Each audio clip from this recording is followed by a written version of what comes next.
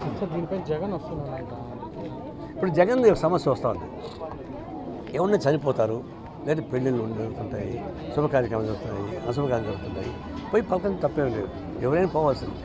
కానీ దానికి వేల మందిని మొబిలైజ్ చేసి డీజీ మ్యూజిక్ సౌండ్స్ పెట్టుకొని పెద్ద గందరగోళం చేసుకుంటూ ఊరేగింపు చేసుకుంటూ పోవాల్సిన అవసరం ఉందా?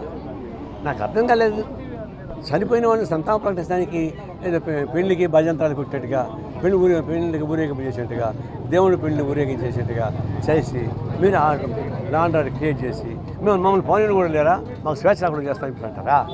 మీరు ఉన్నప్పుడేమో ప్రజలు కాదు చెట్లు అడ్డం చెట్లు నరికి ఇచ్చేసారు. కానీ ఇప్పుడేమో బందీ మార్పు లాండ్ ఆర్డర్ బ్రేక్ చేసుకుంటూ మేము సంతాప సభ సంతాప ప్రకటన చేస్తానంటే అది మాకు స్వేచ్ఛ అంటున్నారు. మొన్న అదే కదా జరిగింది. నీ కారు కింద వాడు చచ్చిపోయాడు, సరే ఆయన సంబంధం లేకపోవచ్చు. నీ కారు కింద వాడు చచ్చిపోయాడు, ఎందుకు చచ్చిపోయాడు? ఇవన్నీ మీరు కేవలం చనిపోయిన వాళ్ళకి సంతాపం ప్రకటించడం కాదు, చనిపోయిన శవాలను కూడా రాజకీయంగా ఉపయోగించుకునేటువంటి కకృత ఇంకోటి కాదు. మేము దాన్ని తీవ్రంగా ఖండిస్తాం. మీరు మర్యాదగా పోయి పలకరించండి, సానుభూతి చెప్పండి, ఎవరేం పట్టించుకోరు.